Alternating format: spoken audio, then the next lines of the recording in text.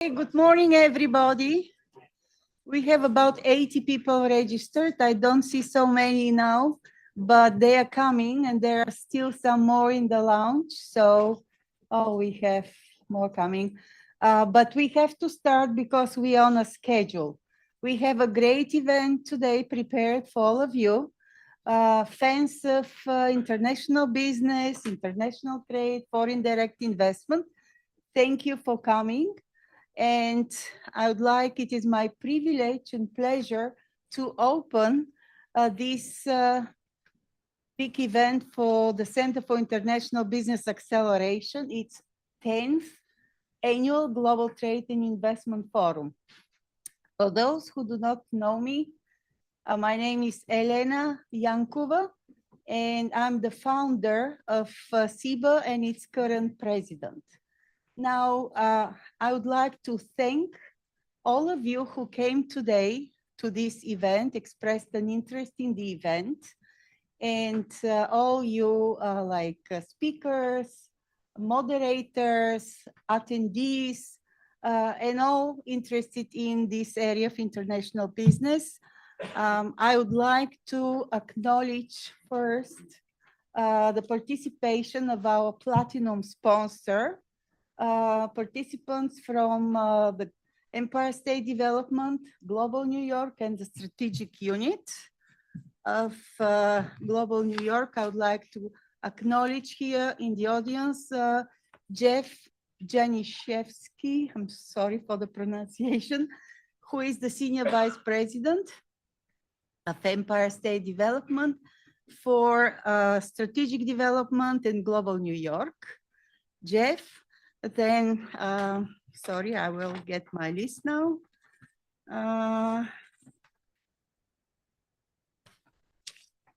Yes, I have a list. Steve Gold, I saw him, Steve Gold, who is the Vice President for Industry Development at Empire State Development. Karine Rising, did she arrive?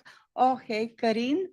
She's the Managing Director of International Partnerships and Strategy at Empire State Development. Molly Bauer, she is the Deputy Director of Global New York. John Taylor, he will be a speaker, he's there. Director for International Supply Chain Development. GeoSemi, the Government Semiconductor Initiative. And Brian Tobner, who is I know him very well, he is the director of the Global New York Grant Fund. And there are several more from Global New York, Empire State Development. Then is David Dornish here?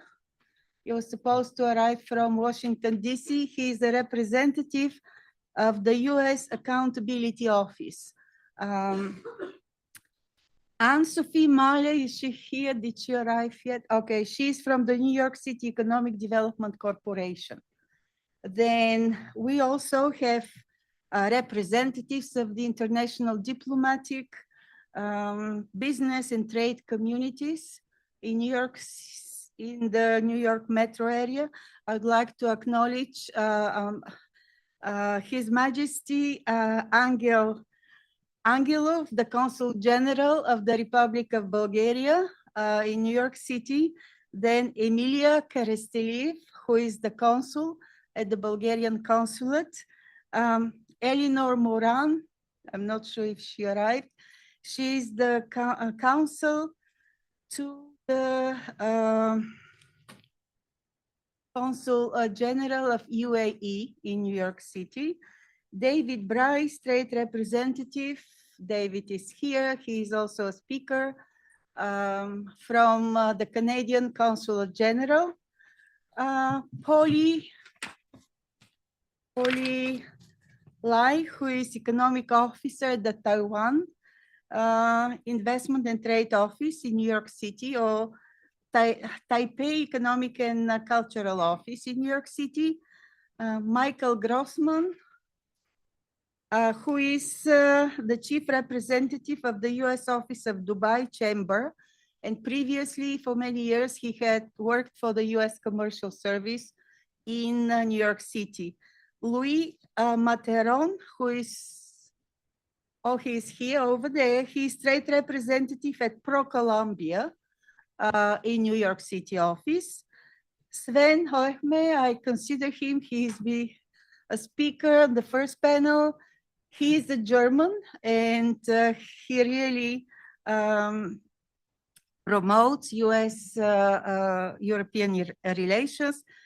Ivo Konstantinov, not the least, my good friend from Bulgaria, director of the US of the Bulgarian Chamber of Commerce. No, of the US Chamber of Commerce in Bulgaria.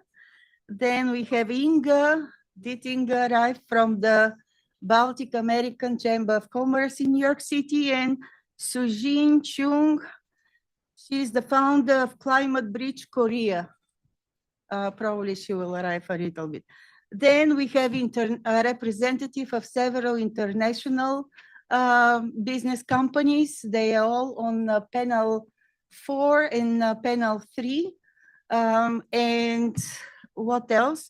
We have registered business service providers, lawyers, global consultants, export service providers. From academia, we have faculty and students from Cornell Tech, Columbia University, New York University, Binghamton University, and Sanya University, a faculty from Sanya. And I guess that's my list. Now, the next, I would like to say just a few words about the Center for International Business Acceleration. I founded it back in 2016 as part of Binghamton University, the research foundation within Binghamton University. I got tremendous encouragement and support from 2 global New York members, Ed Kovalevsky and Catherine Bamberger. I also got a lot of encouragement from my colleague at that time at the Johnson Graduate School of Management, Andrew Peroli, who at that time was the academic dean of the Graduate School of Management at Cornell. So after COVID, we rebranded CIBA as a Center for International Business Acceleration, and then registered it as a nonprofit in 2023, the August of 2023. And the mission is simple: to help economic to improve the economic conditions and foster job creation in the southern tier and also the whole state of New York. But we have our own niche. We are not competing with government organizations or economic developers. We would like to be a thought leader and a networking powerhouse in providing research analysis, expertise, to all those who are doing international business transactions, policymakers, and business service providers. So again, I would like to emphasize that we are now in its 10th year, celebrating this year the 10th anniversary of the establishment of CIBA. We have developed 4 programs so far: the annual Global Trade and Investment Forum, you are here today, an Export New York program launched into the global marketplace, then a Select New York program. This is a rebranding of the Soft Landing New York program that CIBA designed and implemented with funding from the Economic Development Administration. It was hosted at the Kaufman Incubating Binghamton University, and it was actually a joint venture between Binghamton University and the College of Business at Cornell University. It was very successful, ran for 3 years, 7 cohorts of international companies coming to the area, and it is now continuing to function. with funding, internal funding from Binghamton University. And if you are wondering why, in your folders, you have a notepad with Soft Landing New York. This was our program. Now it is Select New York program. And looking into the future, we have two major goals. Number one, to establish ourselves as a real powerhouse of bringing together businesses, academia, governments, to think about the most innovative approaches towards international business. And second, to become a thought leader in this area. With this, I would like to stop and give the word to Andrew Caroli, the Dean of the Cornell S.C. Johnson College of Business, my mentor and inspiration, and he is also the chair of the board of directors of CIBA. Great start. I think we stand here, is that right? You know, this beautiful GE building, it has many wonderful advantages, but these posts are not one, but they're historical and we should admire them, I suppose. Thank you, Elena, for a lovely introduction and welcome to everybody. It's an incredible day, actually, to celebrate the 10th anniversary of this wonderful, wonderful collaborative. Congratulations to you, Elena, because none of this would have happened without you. And I feel it every day that it's growing, CIBA is growing in its relevance and its impact. Yes, we've been working together as a partnership from the beginning. As Elena said so eloquently, I love the words on this slide. It has always been, and this is so core to what we are at Cornell University, is that we believe in multi-stakeholder partnerships as the way to drive change, systems level change. The passion here is about elevating New York State in terms of job growth, development, but the perspective is a global one, and that's the unique formula. That's the special sauce here. But it's really the mechanism is through these multi-stakeholder partnerships. That's the way we believe we can make a difference. I don't think I need to tell anybody in this room, based on the list of backgrounds that are here, sponsors, thank you, and all that are participating on the panels. I don't need to tell you how important this work is, now, and why we all need to be part of it. I've especially been, as the chair of the CIBA board, very, very proud of our collaboration, not just as the Cornell S.C. Johnson College of Business, but also with Binghamton University. And I know my colleague from the University of Buffalo is here, and so of course I will have to give a special shout out to Melinda as well. But this relationship with Binghamton has been special. Cornell, of course, is New York State's land-grant university.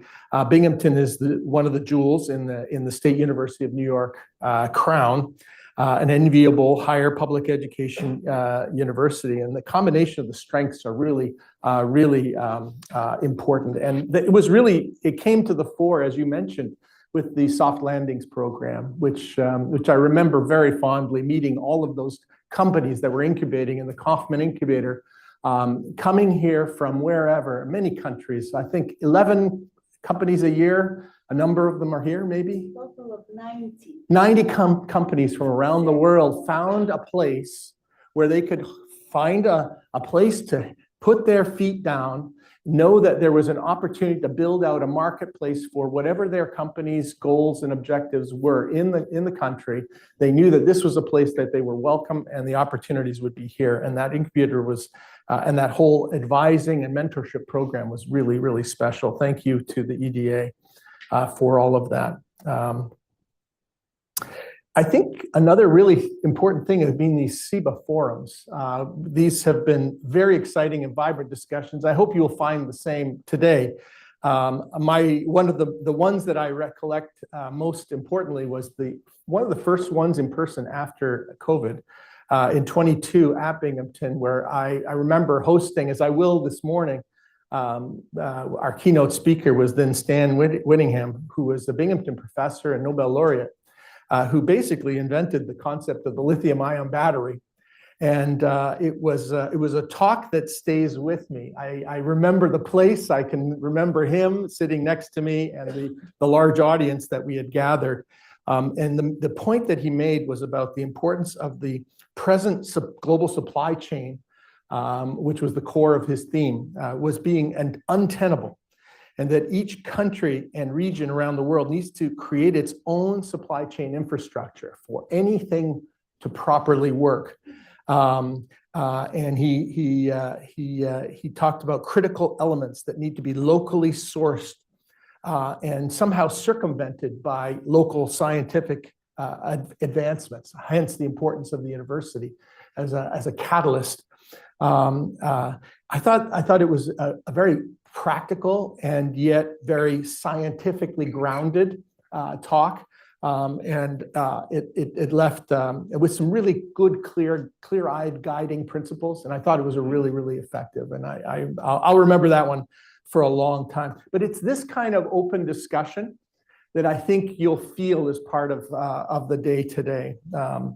And so today, in just a little while, we're going to hear from our colleague, friend, Josh Meltzer.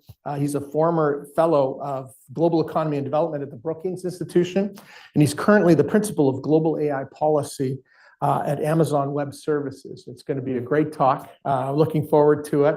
The talk's theme is the blending of trade and artificial intelligence amid global uncertainty. It's about as all-encompassing a topic as you can possibly imagine, and perfect for today and our theme today. This is the kind of thought leadership at CIBA. That's our strength with the forums. And I love that we engage with our government friends and many non-for-profit economic development associations that are part of all of this. And now through the new Select New York platform, that's all important. So I'm now going to stop. Thank you very much. Please feel welcome. I look forward to chatting with every one of you all day. And what we're going to do is now hand over to Mr. Januszewski. Is that right? Yes. And he's going to offer some words from Empire State Development. So please, Jeff. Thank you.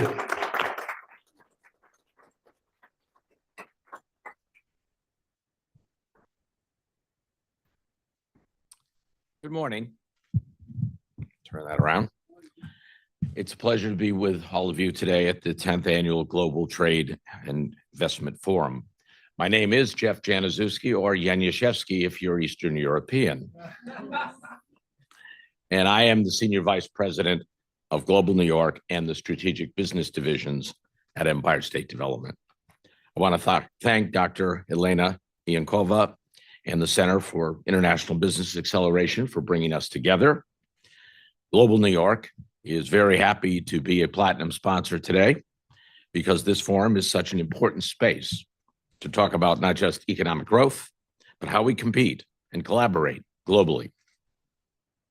And that conversation is especially timely these days. Right now, global trade is changing rapidly.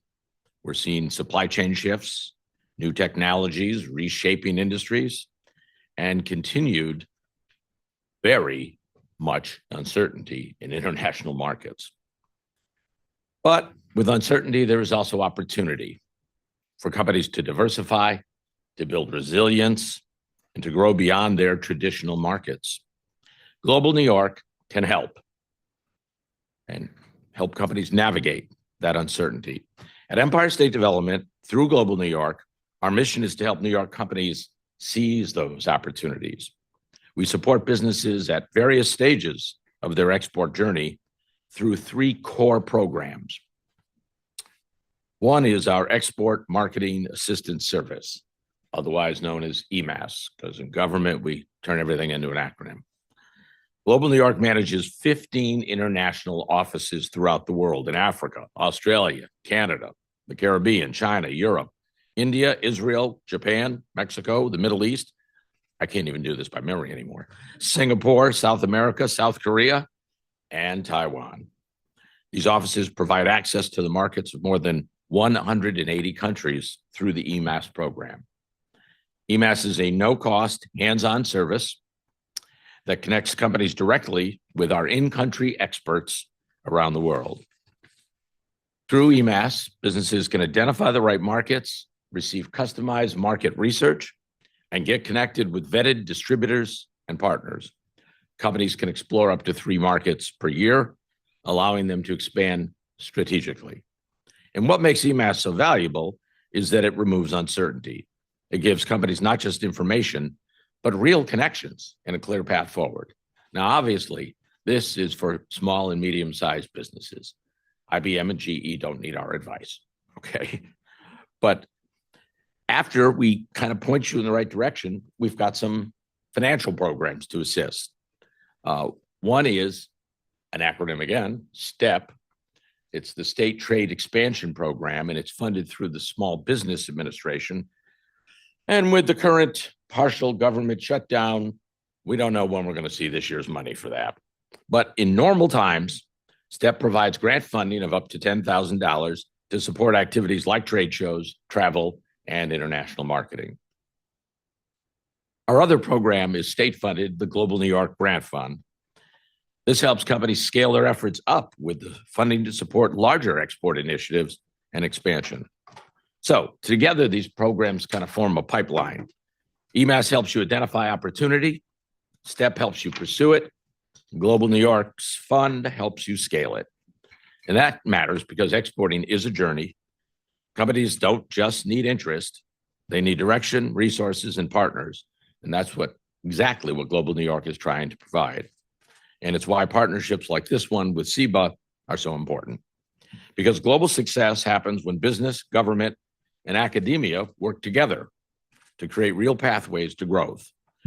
So I encourage all of you to take advantage today, engage in those conversations, build connections, and explore new opportunities. I'll close with this. New York has always been a global state, in fact, an international center of commerce. And through Global New York and partnerships like this, we're making sure our businesses don't just navigate the global economy, but we are trying to help them lead it. My staff is here today to answer any of your questions on our programs, so please reach out to them. Thank you, and I look forward to a great discussion today.